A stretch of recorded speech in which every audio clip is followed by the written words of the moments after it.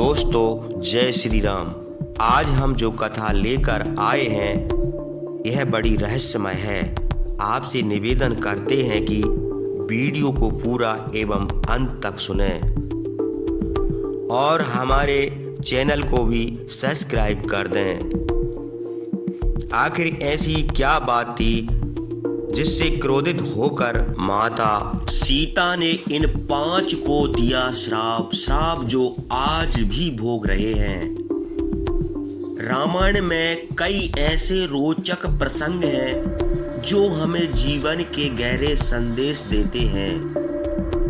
उन्हीं में से एक कथा माता सीता द्वारा कौवे, गाय, ब्राह्मण, तुलसी और फल्गु नदी वट वृक्ष को दिए गए श्राप की है। यह कहानी आज भी कई लोगों के लिए रहस्यमय भरी हुई है। आइए जानते हैं कि माता सीता ने इन सभी को श्राप क्यों दिए और इसके पीछे की पौराणिक कथा क्या है। माता सीता और लक्ष्मण वनवास के दौरान समय बिता रहे थे। तभी अयोध्या में महाराज दशरथ का देहांत हो गया। पितु पक्ष का समय था और इस दौरान पिंडदान करना आवश्यक होता है। हिंदू धर्म के अनुसार यह कार्य किसी पवित्र नदी के तट पर किया जाता है। इसी परंपरा के निर्वहन के लिए भगवान श्री राम, माता सीता और लक्ष्मण फल्गु नदी के तट पर पहुंचे। श्री राम ने वहां पहुंचकर पूजा की सामग्री की व्यवस्था के लिए लक्ष्मण को निकट के गांव में भेज दिया। समय बीतता गया लेकिन लक्ष्मण वापस नहीं आए। उधर पंडित बार बार शुभ मुहूर्त निकल जाने की बात कर रहे थे। श्री राम को चिंता हुई और वे स्वयं लक्ष्मण की खोज में चले गए।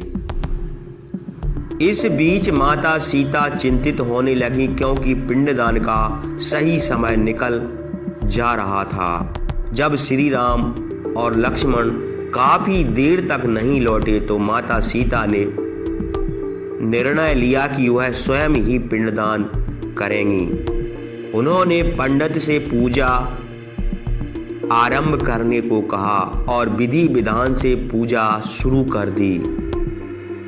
जब अंत में पिंडदान का समय आया तो माता सीता ने पूरी श्रद्धा से महाराज दशरथ के लिए पिंडदान किया।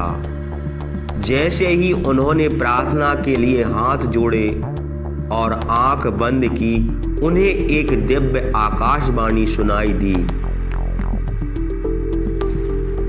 उस आकाशवाणी महाराज दशरथ ने बताया कि उनका तप सफलता पूर्वक स्वीकार हो गया है।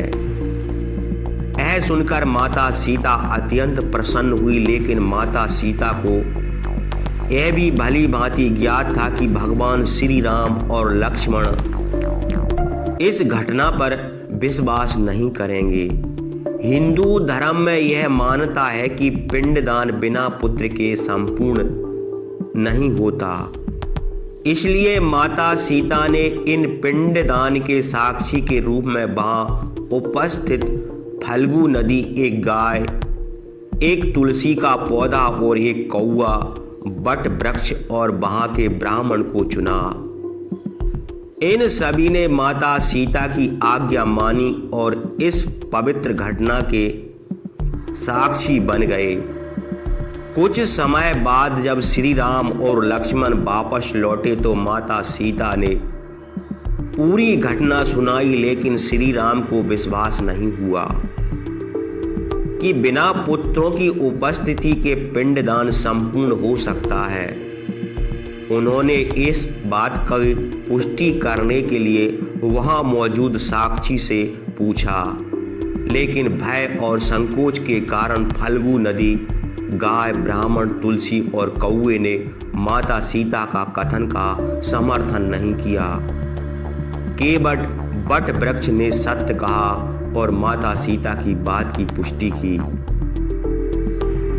इस छल और झूठ से माता सीता अत्यंत क्रोधित हो गईं और उन्होंने उन सभी को श्राप दे दिया जिन्होंने सत्य का साथ नहीं दिया। सीता ने श्राप दिया कि फल्गु नदी केवल नाम की नदी रहेगी, लेकिन उसमें कभी स्थायी रूप से जल प्रभावित नहीं होगा। आज भी देखा जाता है कि फल्गु नदी में जल का प्रभाव बहुत ही कम होता है और अधिकांश समय वह सूखी रहती है। माता सीता ने गाय को श्राप दिया कि भविष्य में उनकी संपूर्ण पूजा नहीं की जाएगी। यही कारण है कि हिंदू धर्म में गाय की पीठ और पूंछ की पूजा का विशेष महत्व माना जाता है। माता सीता ने ब्राह्मण को श्राप दिया कि कभी भी पूर्ण रूप से संतुष्ट नहीं होंगे। वे कितना भी दान दक्षिणा प्राप्त कर लें, उनकी तुलना बनी रहेगी। आज भी ऐसा कहा जाता है कि ब्राह्मण को कितनी भी दान दिया जाए, वे कभी पूर्ण संतुष्ट नहीं होते। माता सीता ने तुलसी को श्राप दिया कि वह किसी भी स्थान पर स्वयं नहीं उगेगी। विशेष रूप से गाय के गोबर में यह एक मान्यता है कि तुलसी के पौधे को गाय के गोबर में लगाने माता सीता ने कौवे को श्राप दिया कि वह हमेशा झगड़कर और छीना झपटी कर भोजन करेगा। यही कारण है कि आज भी कौवे को लड़ाई झगड़ा करते हुए भोजन प्राप्त करते देखा जाता है। केवल बट वृक्ष ने माता सीता की सत्य की गवाही दी थी, इसलिए माता सीता ने उसे आशीर्वाद दिया और कहा यह बट वृक्ष दीर्घ आयु होगा और हमेशा छाया प्रदान करेगा।